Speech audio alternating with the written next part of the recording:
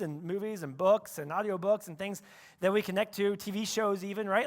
Like stories actually move us and shape us, and partly because many times we see ourselves in them. In fact, I would even dare to say that some of the best stories, the most inspiring stories, are the stories that you can see yourself in, which quite honestly isn't that hard to see yourself within a story, partly because, if you're honest with ourselves, and you already know this, right? You are in the middle of a story yourself. Right? Like you're already in the middle of a story. In fact, you've spent most of your life in the middle of a story, right? For some of us, you could tell us right now a story that you find yourself in the middle of when it comes to your family. And there are things for your family that you desire and hope for and long for. Maybe you've even been working for a while, and you're not sure how it's going to play out, when it's going to play out, where it's going to play out, if it's going to play out, and you just find yourself in the middle of that story. Others of us find ourselves in the middle of a story in a relationship. Like you find yourself in a dating relationship or in a friendship, and you find yourself wondering, like, where is this going to go? How's this going to play out? Are we going to get together? Should we not get together? Are we going to be friends for life? Are we besties? Are we not besties? Maybe you're in the middle of tension right now and going like, I don't know how this tension is going to get resolved. If it's going to get resolved, how it's going to get resolved, what that's going to look like on the other side of the resolution, right? Like you find yourself in the middle of that story in a relationship. Some of us find ourselves in the middle of a story of a career. There's things in your career that you wanted to do, things that you hoped for and aspired to, promotions you wanted, jobs you longed for, and you find yourself right now wondering, like, hey, am I ever going to get there in that area of my life? In some way, shape, or form, some area of your life, you are in the middle of a story. Now, quite honestly, the middle of your story, or the middle of any story, is the hardest part of the story. I mean, let's look at this, right? The beginning of every story, and you know this, right? The beginning of every story begins, it's calm, it's peaceful, it's relaxed, like everything is good in the world. I mean, this is Frodo in the Shire, you know what I mean? Like celebrating a birthday, you know? This is, like the galaxy before things start getting just chaos. I'm not a Star Wars fan, if you can tell by the way I talk that. There's a galaxy, there's stars, bad things happen. This is before the bad things happen, right? Like this is this is like Meg Ryan, like in her bookshop, just like everything is good in the world with her great bookstore, right? By the way, every You've Got Mail reference today will be solely for my wife. Trying to earn points, you know what I mean? All right, but here's the thing, like the beginning is easy, the beginning is calm, the beginning is peaceful, the beginning is rest. The end of a story also, right, it's kind of beautiful in a different way, right? Like there's resolution by the end. There's meaning by the end, right? By the end, the ring is destroyed, By the end, the empire is defeated. By the end, Meg Ryan and Tom Hanks finally get together, right? But the middle is the hardest part. Right? The middle is full of uncertainty. The middle is full of questions. The middle is full of doubts. The middle is full of risk and trying new things and not sure how it's going to work out. At times, the middle just feels like chaos, right? Like, will Frodo actually destroy the ring, or will he become overcome by it? Will the resistance actually destroy the empire, or just have to be overcome by it, right? Like, will Tom Hanks and Meg Ryan ever stop sending the same emails over and over and over and over, right? Will your family ever look like you hope it will look? Will that relationship ever become the thing that you hoped that it will be? Will it actually play out that way? Will your career actually get to the place that you aspired for? Will your vision for your life and your world, the resolution and the meaning that you hope for and long for, ever be achieved? The middle is uncomfortable. The middle hurts. The middle is unsettling. The middle is provoking, right?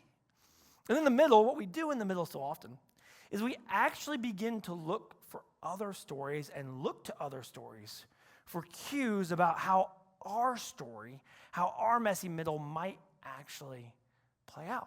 And we look for themes in other stories that we can connect to, things that bring meaning to our own feeling seemingly meaningless circumstances. In that moment, one of the greatest sets of stories that we look to, some of the deepest sets of stories that we look to in the middle are origin stories, right? The stories that kind of explain how things began and how things kind of came to be. Because origin stories actually give deeper meaning to our world and to ourselves. They explain why things are the way that they are in a way that help us make sense of the disorientation that we find in the middle of our story, right? We do this nationally as a culture, right? In American culture, we look at the stories of our revolution to explain to us who we are as a people and what our identity is and how to make sense of ourselves, right? So we look at stories of the revolution that tells us that, we're gritty, right? We're resolute, we're resolved, we're resilient people. We'll do whatever it takes to overcome a circumstance or an enemy, and we'll do whatever it takes to avoid paying taxes, right? We looked at stories in our ancestry. Some of you have done deep work on understanding the ancestry of your family and where your family came from and what the story of your family is, because when you understand the story of your family, it actually gives deeper meaning and deeper understanding to your own circumstance and your own story now, today. And we do this, actually, quite honestly, in faith as well. In fact, some of us find ourselves in this room this morning because you're looking for a story to connect to find deeper meaning in your current circumstances, in your own story. I mean, the Hebrew people, quite honestly, who are the people from which we actually, for those of us who are followers of Jesus, we actually find our roots in them. We actually find the beginning of our story through them. For the Hebrew people, they actually relied on stories, in fact, relied specifically on origin stories to help them make sense of their world when their world didn't make so much sense. In fact, there was a season of life for them where they find themselves right in the middle of their story. And in the middle of their story, it was risky. In the middle of their story, they felt helpless. In the middle of their story, they felt defenseless. In the middle of their story, they felt like everything was chaotic and out of control. And they found themselves in a period of time known as the Babylonian exile. Now, the Babylonian exile for the Hebrew people was a season of life for them where they had been conquered in Israel. Their homes in many ways had been destroyed. The temple had been destroyed. And many of them were actually captured and carted off and taken away from their homes, away from Israel, into the land of Babylon, into the land of their captors. And in the land of their captors, they found themselves surrounded by a massively different culture from theirs. A culture that understood and looked at the world massively different than they did, and a culture that told stories to explain their world that were vastly different from their own stories and their own Hebrew understanding of the world. In fact, one of the most popular Babylonian origin stories is fascinating. It's called the Enuma Elish. That's just fun to say. So maybe say it with me. Everybody say this. Enuma Elish. I didn't lead you well through that, but you kind of got your way through that. You figured it out, right? The Enuma Elish. The Enuma Elish is actually this origin story, one of the most popular origin stories within the Babylonian culture at that time, and it is wild. I mean, if you ever saw Disney's Hercules, you know what I mean? You remember the Disney movie Hercules with all the gods, all these Greek gods doing all these kind of things and whatever, and it's just kind of crazy and silly and just a mess. This pales in comparison to the Babylonian Enuma Elish. And the Enuma Elish, it's this long story. You have to kind of read it for yourself. But basically, in summary, there's these older gods and these younger gods. And the older gods get very frustrated and mad at the younger gods because they're just making a lot of noise. They're just like teenagers, and they're just loud, and they don't go to bed on time. And quite honestly, the reason these older gods get mad is because it's costing them sleep. They can't sleep because the younger gods are making all this noise. And so long story short, this war incites between these older gods and these younger gods. And there's this younger god by the name of Marduk in their story. Okay, this is polytheistic culture, this mythical culture. There's this younger god by the name of Marduk who actually rises up and defeats the older gods, and in doing so becomes kind of like the king or like the greatest of all these gods. And he starts to assign tasks to all the other younger gods. And the younger gods kind of revolt, and they're like, hey, we don't want to do work. And so he actually begins to create the world, and then he creates people specifically in response to these other gods who are saying, we don't want to do work. So he creates people, human beings, to be the slaves of the gods. And that's kind of the point of the story. The whole point of the story for the Babylonian people in trying to make sense of their world and the situation they find themselves in, why they have to just beat soil and work so hard to grow anything, why they have to sacrifice, they would sacrifice animals to their gods, right? Why they had to do these things was all because they felt like they had been created to be slaves, captives, workers on behalf of the gods. And in the midst of that culture, and in the midst of that worldview, in the midst of that understanding, the Hebrew people looked at all of it right in the face and said, no, that's not the heart of our God. And that's not how our God operates, and that's not how our God creates. The Hebrew people had a massively different story. to explain the origin of the world. A massively different story. They gave a massively different set of meanings, sets of identities, sets of understandings, and sets of purposes to their own story, why they were created, and how they were called to live and be in the world. Now, quite honestly, many of us in this room are familiar with the Hebrew story and the Hebrew account of creation. Many of us are familiar with that. But before we dive into their story, and before we dive into that story, which quite honestly, as followers of Jesus, is also our story, before we dive into that story, there are a few things we need to unpack to kind of help us dive into that story with fresh eyes, because many of us walked into the room already familiar with it. So we need to do some things to kind of dive into it with fresh eyes. But to do that, we have to unpack a few things that maybe you were given, some of us even at a very, very early age, about that story. In fact, I would just say this. Some of us were kind of given this story and taught this story by someone who told us that the primary purpose of this story was to give us a history lesson, right? To explain to us specifically what happened historically. And while that's not necessarily wrong, and while it's not necessarily kind of an incorrect kind of a way to approach that, there's nothing wrong with that, it's also not the primary purpose of the author when he first wrote the story. Others of us were given this story and taught this story, and we were taught that the primary purpose of this story was to give us a deeper understanding or kind of a correct understanding of science and give us a science lesson through this story. Okay, but here's what we have to understand, right? While that's not necessarily wrong, the author at the time didn't live in a world that defined things by science, right? In fact, some of us were taught the story as a way of like refuting other scientific ways of explaining the world. But the author, when he wrote the story, didn't even have those things to try to refute. And so while it's not necessarily wrong to read it through those eyes, it's also not the primary purpose of the author when he wrote this story and captured this account for us. Because the primary purpose of the author, when he captured this account for us and wrote it down, his primary purpose was not to give us a history lesson. His primary and first purpose was not to give us a science lesson. His primary and first purpose was to give us a theology lesson to help us better understand the God who made the world. And when you read it through those eyes, you actually begin to understand it with deeper purpose. And so as we read the story this morning, our driving focus, while we can ask other questions in the story, while we can ask other questions and explore other themes in this account, our driving focus, our driving purpose, our primary question that we need to ask this morning is, what is the author saying about the God who made us?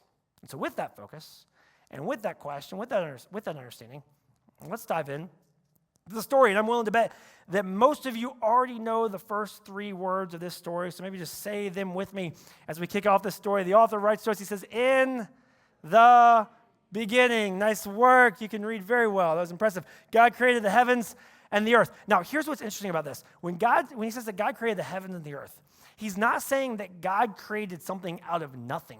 He actually tells us that God created something out of something, because he begins to talk about the earth in a way that helps us understand that the earth or something already existed in some way. Look at what he says in the very next passage. He says, "The earth was without form and void, and darkness was over the face of the deep, and the Spirit of God was hovering over the face of the waters." And so there's some form of matter, there's some starting point, there's something here in this moment. But whatever it is that's starting in this moment is formless and void, without form and void. So there's something, but it's not structured. There's something, but it feels off. There's something, but it's just kind of nebulously there. It doesn't have like this order and this organization and this structure to it. It's formless and it's void. The Hebrew word for that is actually tohu bohu, which actually worked its way into the English dictionary. You can look it up. In the English dictionary, you're going to see a definition for it, which actually reflects the way that the ancient cultures understood that term. Tohu bohu actually kind of reflects this idea that things were in complete chaos. So the earth in some way, shape, or form exists in some type of matter, but what it is unstructured. What it is formless. What it is feels like complete chaos, which quite honestly is probably partly how your world feels right now in some way, shape, or form. And so what the author is going to tell us now in this moment is how God begins to bring order to chaos. He starts to talk to us about how God actually builds structure within this, how he takes something that seems void, seems formless, feels empty, feels meaningless, feels chaotic, and actually begins to do something with it and create something out of it and through it. And so the question we have to ask ourselves is, how does God bring order to chaos? Right? So the author is going to tell us that over a form or a structure that many of you are familiar with. And many of you know, over the next 6 days of writing, right? It doesn't take him 6 days to write this, thankfully, or 6 days for us to read this, thankfully, but he's going to tell us about what God does over the next 6 days to bring order to chaos. And if we read this closely, what we actually find is that a pattern emerges that points to a truth about God that changes the way that we might understand God and the way that we might understand how he operates and works in our world. Watch the way that God steps into emptiness and complete chaos in this moment. First thing he does is he separates light from dark. So he steps into this and he separates light from dark on day one, creating the day and creating the night. The second thing he does is fascinating. He separates water from water, which sounds kind of odd when you first read it. What's interesting about this, and honestly, I kind of debated whether or not to kind of dig into this for a second, but here's what I figured. You guys are intelligent, and you guys read closely, and when you read this closely, something's going to stand out to you about this. When the author says that God separates water from water, he's not talking about a horizontal separation that creates like land in the middle or anything like that. He'll get to that in a second. Okay, but what he's talking about when he talks about separating water from water is actually vertical separation. You read this in the text, you'll see this. He separates water from water.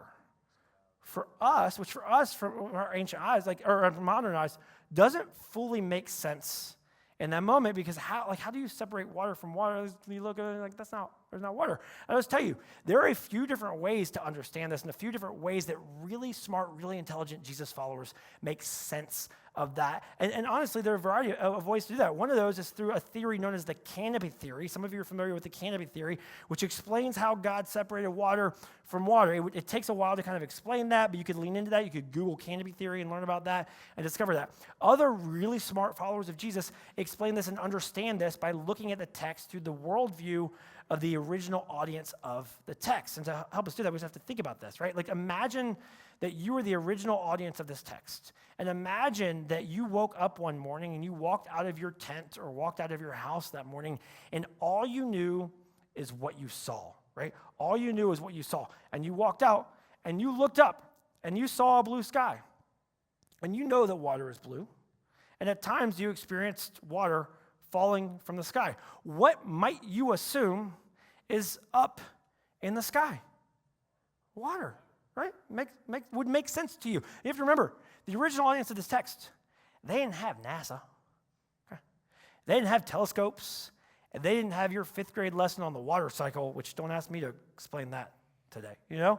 Like, all they knew is what they saw. And so another way that really smart followers of Jesus look at this is they say, hey, the author's writing in a way that makes sense to the first people who are reading this text. But either way, we know that he tells us that God separates water from water. And you can explore that in a variety of ways in that moment. Now, the third thing that he does, right, is he actually gathers water from land. And so now he's separating water horizontally to provide dry land. Okay, so now he's separated light from dark, he's separated water from water, and he's gathered or separated water from the land. So he hasn't actually created anything yet, but he's created moments and space and separation and gathering and starting to bring order and structure to this. And now look at what he does in the next 3 days. The next thing he does is he creates the sun, the moon, and the stars. So he's already separated the light from the dark. He steps in. Now there's 2 skies, right? There's the night sky and the daytime sky, right?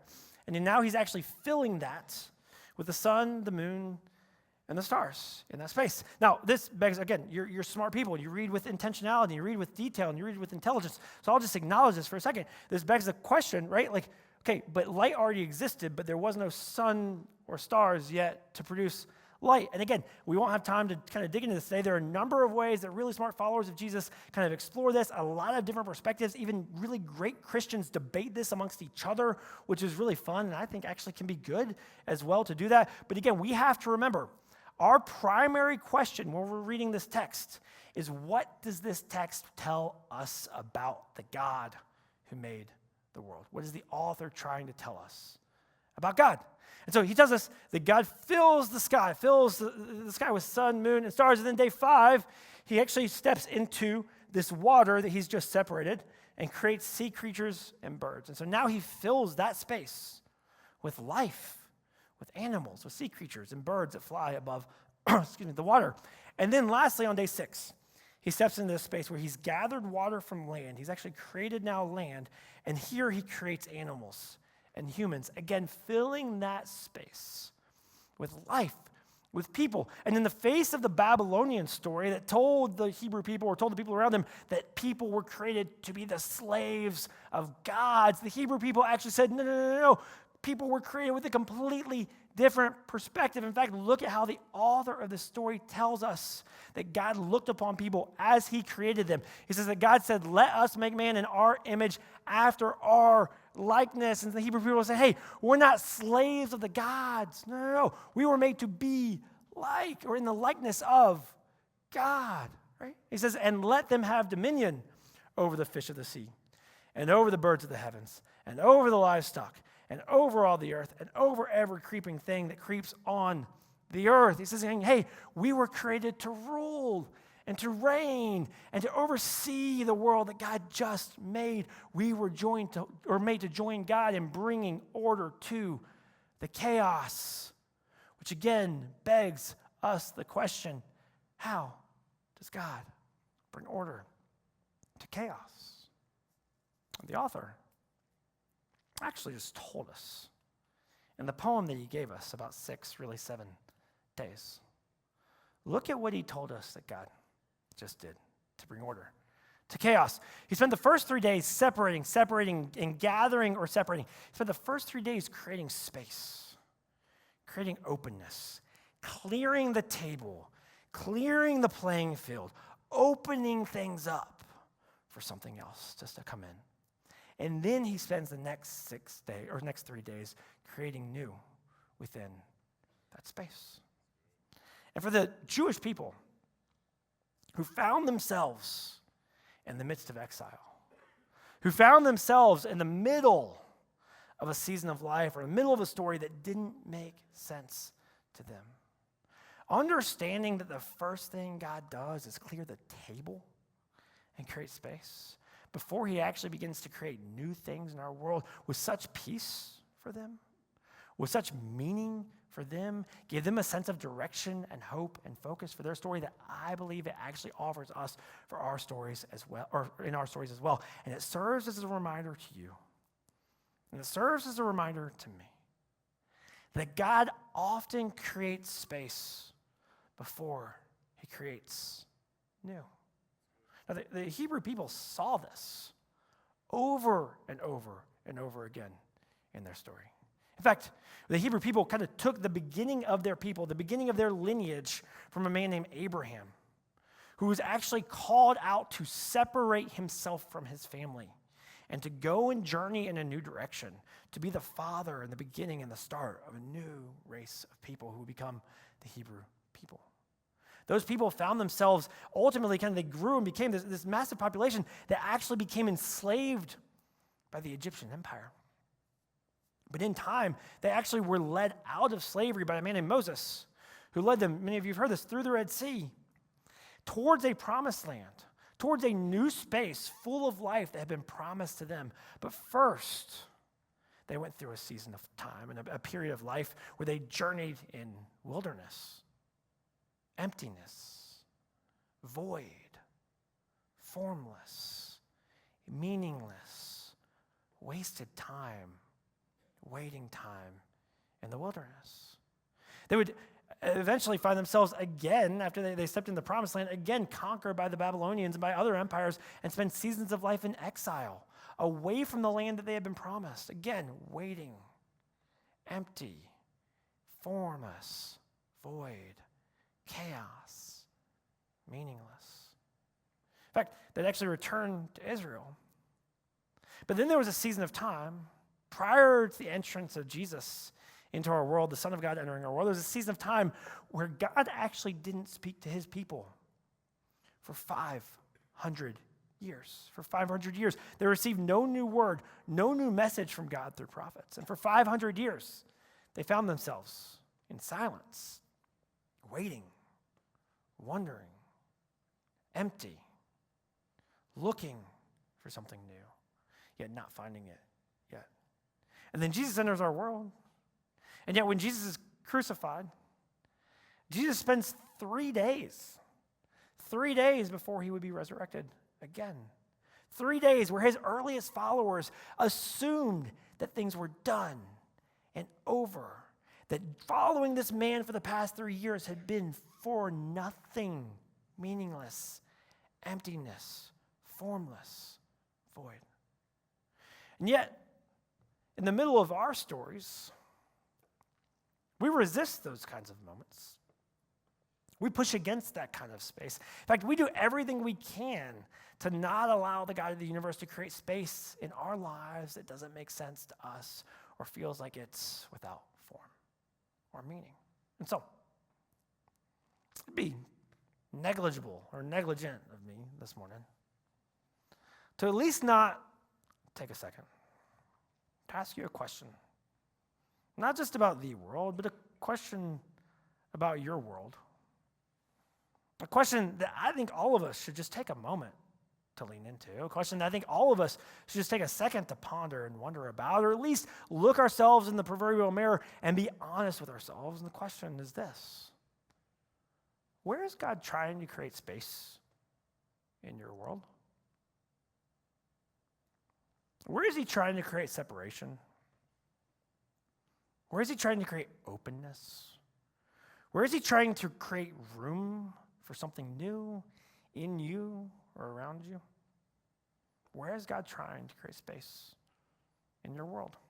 Now, as we wrap up here in just a minute, I just thought the best way that I could kind of wrap up our time together this morning is to share with you some of the ways that I have just seen God create space in my life, in the life of my family, in the lives of those that I've gotten the chance to journey with over the years.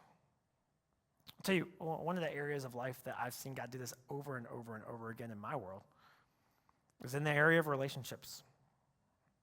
I could tell you in every season of my life, just about, of a significant relationship to me or to my family that in some way, shape, or form began to shift or drift into a different direction, or in some ways actually led towards some type of separation or some type of space or some type of boundary or some type of distance. And in almost every one of those moments, I actually resisted it. I pushed against it. I couldn't imagine my life without that person or without the relationship. I could tell you about times in college, relationships that ended. I mean, like everybody looked at me and said, that's the person he's going to marry. And then I didn't. I can tell you about relationships in every season of life that I clung to so hard. And yet it was actually the separation that created space for something new to begin in my world and for God to do something different in my world. I can tell you story after story about transitions in our life, seasons of transition from one thing to the next thing that felt like some kind of loss or some kind of separation or some kind of like new space that I wasn't settled with and comfortable with. It was really chaotic. It just felt messy. And it was actually the transition from one thing that actually opened up us to experience something new that we wouldn't have otherwise allowed ourselves to experience. We've experienced it through closed doors, things that I thought for sure were going to happen. I banked on it. I counted on it. I'd already planned my life around it. And then boom, something was slammed shut in my face. And all of a sudden, I was left with just tons of open space that felt meaningless and void. I could tell you about what I would consider like pulled rugs. Seasons of life where I felt like everything was perfect and it was going to be that way for a while, and then it felt like one day somebody come in and just yanked the whole thing out from under me and just wiped the slate clean, a mess left behind, and I had to figure out what to do with that. And yet that was the thing that actually opened up space in my world, in my life, for God to do something new in my life. I've watched person after person experience this through loss. The letting go of something, the separating from something that feels like we're losing life and losing everything that we have, but it's actually the thing that begins to lead to new life in us and new life around us. Where is God trying to create space in your world? No. I'll also say this. Let me say this as we wrap up. There's kind of a fine print to this. Oops, sorry, maybe an asterisk to this. The fine print, the asterisk is this. Like, there are actually also moments in our life where we create our own space in our life as the result of decisions that we wish we hadn't made. There are actually moments that we find ourselves with newfound space that wasn't actually the work of God in our life. It was actually the consequence of a poor decision and a moment in our life that actually lacked wisdom. And what we do in those spaces and how we understand those spaces also matter deeply. Which is why we're going to talk about that next Sunday as we jump into our second origin story. I'm going to pray for you real quick before we go.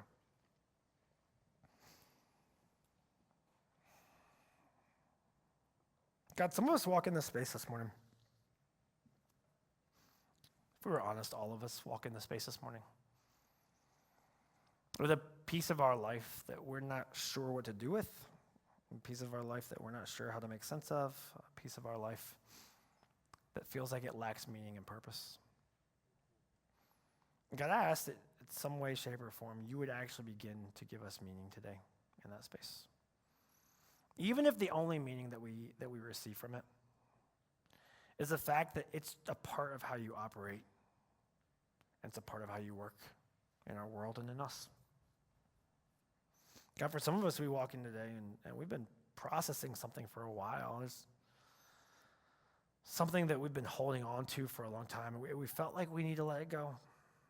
We felt like we need to release it. We felt like we need to separate from it. We felt like we need to distance ourselves from it. And yet there's a piece of us that says, I can't, because I don't have anything else to hold on to and cling to. And yet, God, we see over and over and over again, often it's actually the letting go that creates the space for us to discover something new, or maybe even just the space in our lives for you to do something new. God, would you give us courage this morning? God, for the person in the room who feels like they're in the midst of your creative process in their world right now, yet not quite sure if they have the courage or the willingness to step into it and partner with you and join you in it, or at least stop resisting it, would you give them the faith this morning to trust you, to trust what you're doing? God, for those of us who simply need hope, for those of us who simply, we don't even need to know how it's going to play out. We just need to know that it's going to play out well. God, would you let this story be a reminder that you are active in our story and you are active in our world? Would we walk out today with the hope and the confidence and the faith that comes with that? God, we trust you with our story. We trust you with the middle. We trust you with the resolution. We thank you for it. It's in Christ's name we pray. Amen. Hey, real quick, when you leave this morning, you're going to have the opportunity to connect with a few leaders of dinner parties in the lobby. I hope that you will take advantage of that and create space in your own life for those relationships. Otherwise, we'll see you next Sunday.